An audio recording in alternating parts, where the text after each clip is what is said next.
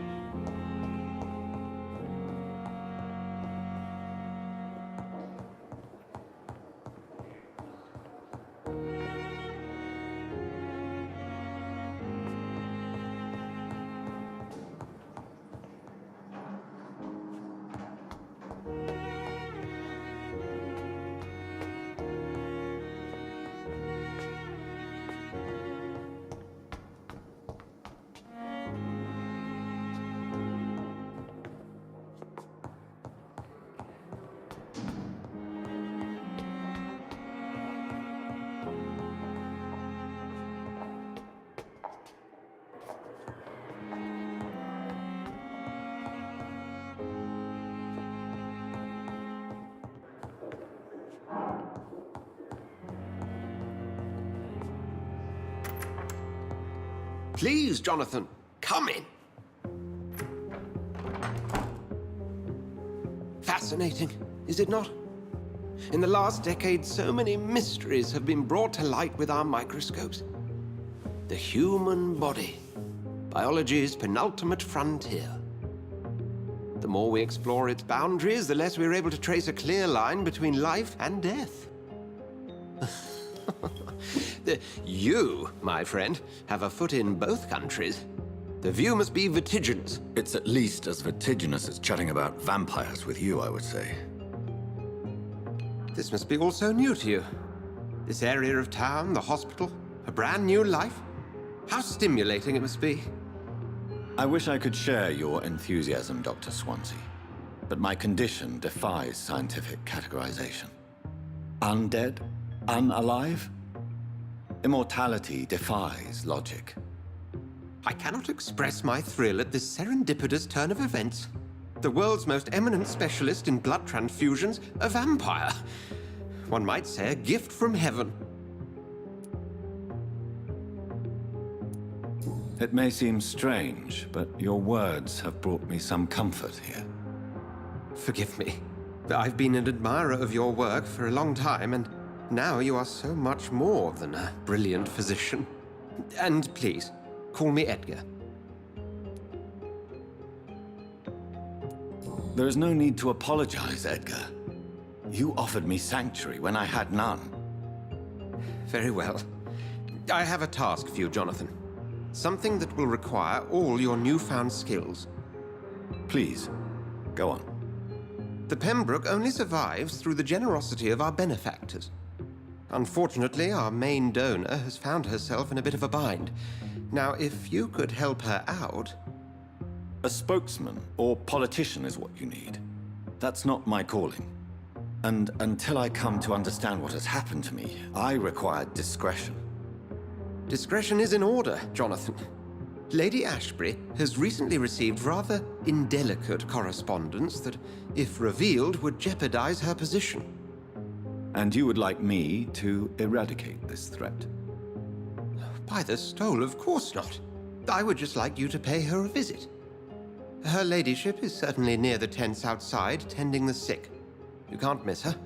Look for someone impossibly delicate. Accepted. I'll see what kind of trouble Lady Ashbury is in.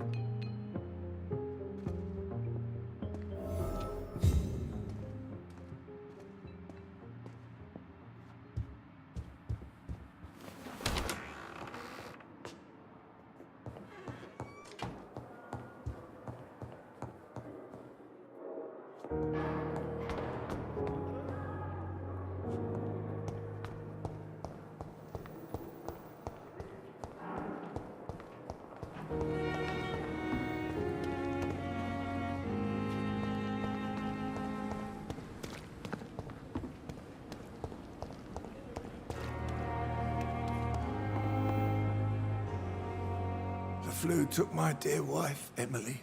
I take comfort knowing we'll soon be together again. Mr. Rainfield, that's no way to talk. You're in good hands here, and we'll be up again soon enough.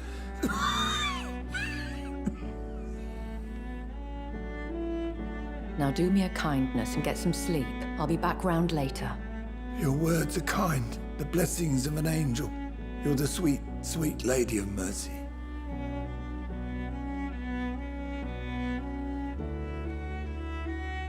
Good evening, Dr. Reed. It's a pleasure to see you again. You seem surprised. Dr. Swansea has brought me up to speed concerning your recent appointment to Pembroke Hospital. You're a the lady who saved me that night, before vanishing into thin air. I remember you from the pub with Dr. Swansea. Indeed. Allow me to introduce myself formally this time. My name is Lady Ashbury. I remember you well, in spite of the brevity of our encounter. Apologies. You've taken me by surprise. I'm very happy to see you. The pleasure is mine, Doctor. I hope you're more disposed to answer my questions now. You must have countless questions, but our rather urgent matter first. Swansea has explained. My cover, if you prefer, has been compromised. Dr. Swansea has commissioned me to be your agent in this matter. You could start by explaining what's amiss. These past insufferable weeks, I've been the victim of extortion. I've made a first payment, but the blackmailer grows greedy. I must refuse his most recent demands. Please continue. Every detail is essential. I'm your man. My embarrassment in this matter is eclipsed only by my shame at having put the hospital at risk. The threat from our anonymous scoundrel is clear. A list of dates. My visits coinciding with the dates of suspicious patient deaths due to massive blood loss.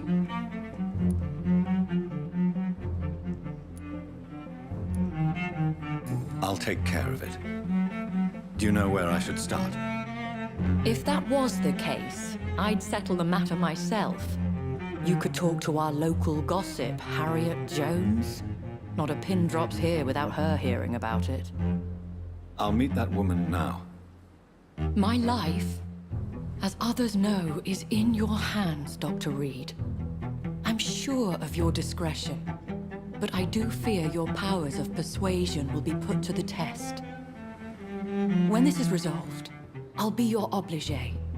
I'll answer all questions in regards of your condition.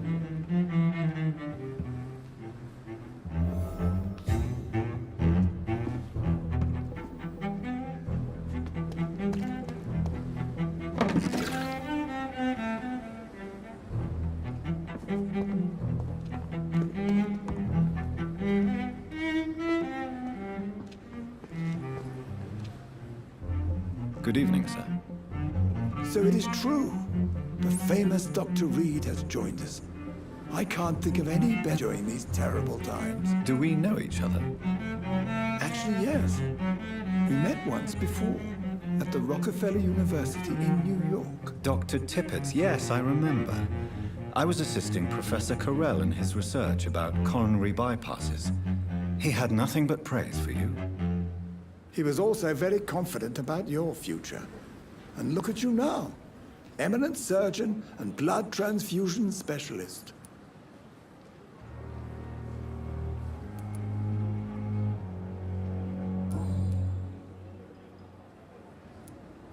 What is the Pembroke Hospital situation? And please, speak freely. This hospital is not exactly the best of London. I'm sure you are used to working in a better environment. It's more than enough. In any case, the personnel of a hospital are much more important to me than the building. Don't be misled by appearances, Dr. Reed. This hospital does not lack talented people. It just lacks hope. What can you tell me about the staff in the hospital? Some are really good, and others are not so good. But during this troubled period, there is no time for slander. I prefer to focus on the positive character traits. Tell me more about cherished people, then. Nurse Brannigan is a pearl. She is the most helpful and dedicated nurse I've ever worked with. A clever and cheerful woman. You really seem to admire her skills. I'll go even further. If she was a man, she would be a damn fine practitioner. Any opinion about the management? I don't always agree with Dr. Swansea's reserve, but I must admit he does all he can to keep this facility running during this crisis. Ah, yes, the burden of command. I was fed up with this concept while serving as a medical officer. Don't get me wrong. Swansea's a good administrator. I just wish he would get out of his office now and again.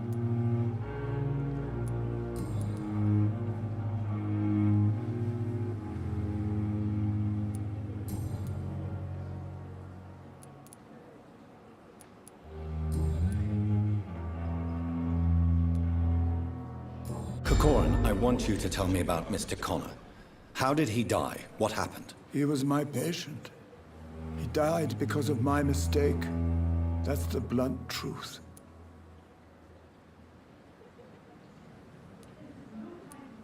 Who was this patient? I don't know. Some sick man from the docks, maybe a fisherman. I had no time to talk with him. No one claimed a body. What was the nature of the mistake? It was a twofold error. My diagnosis was wrong, and the administered dosage was too strong.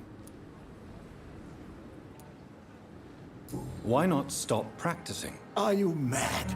I killed that man, I admit it, and it won't happen again. I have saved so many lives since then.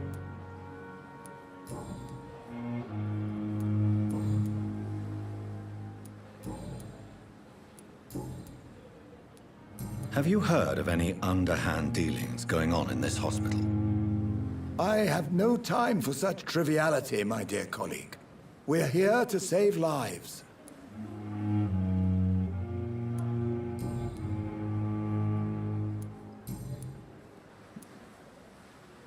Goodbye, Dr. Tippett.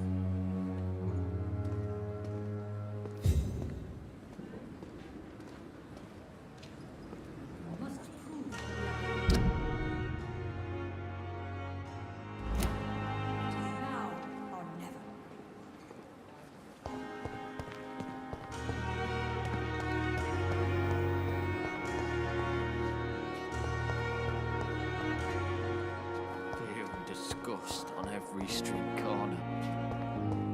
The daily routine. Simpletons, these nurses. Bred with no respect.